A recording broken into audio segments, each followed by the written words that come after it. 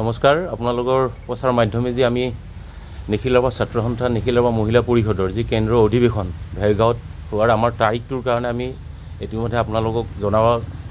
ইতিমধ্যে তিনিখন অধিৱেশন যেহেতু একেলগে তাৰিখত পৰাৰ কাৰণে আমি আমাৰ যেটো নিখিলসভা ছাত্ৰ সন্থা নিখিলসভা মহিলা পৰিষদৰ কেন্দ্ৰীয় অধিৱেশনখন আমি তাৰিখটো পিছুৱাই দিব বিচাৰিছোঁ। এটোৰ কাৰণে নিখিল বড়ো সাহিত্য সভা তামুলপুৰত যেহেতু অনুষ্ঠিত হ'ব 11, 12, 13 ঠিক সেই তাৰিখতে আমিও নিখিলসভা ছাত্ৰ সন্থাই তাৰিখটো লৈছিলোঁ 11, 12, 13 আৰু এইলৈকে আকৌ অল আছাম ষ্টুডেণ্ট ইউনিয়নৰ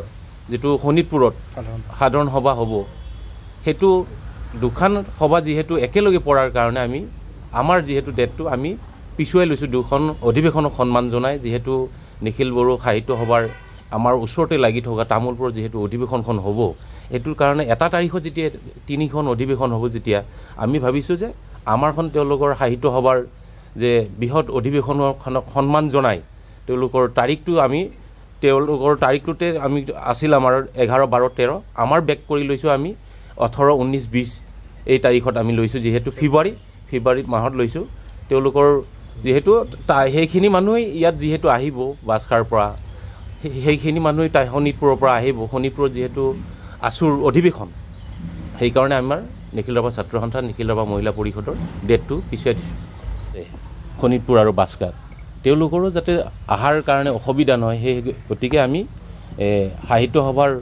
সন্মান জনাই আমি তেওঁলোকৰ আমাৰ ডেটটো পিছুৱাই দিছোঁ। তেওঁলোকৰ শোণিতপুৰতো যিহেতু ৰাভা মানুহ আছে আকৌ তামুলপুৰ বাছখাতো যিহেতু ৰাভা মানুহ আছে এটা তাৰিখতে যিহেতু অধিৱেশন হ'লে অসুবিধা হোৱাৰ হেতুকে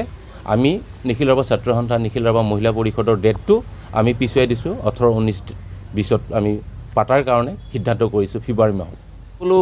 জাতি জনগোষ্ঠী আমি আহ্বান জনাইছোঁ যে আমাৰ যাতে নিখিলসভা ছাত্ৰ সন্থা নিখিলসভা মহিলা পৰিষদৰ যি কেন্দ্ৰীয় অধিৱেশনত সকলো জাতি জনগোষ্ঠীক আমি আহ্বান জনাইছোঁ যে আমাৰ অধিৱেশনটোৰ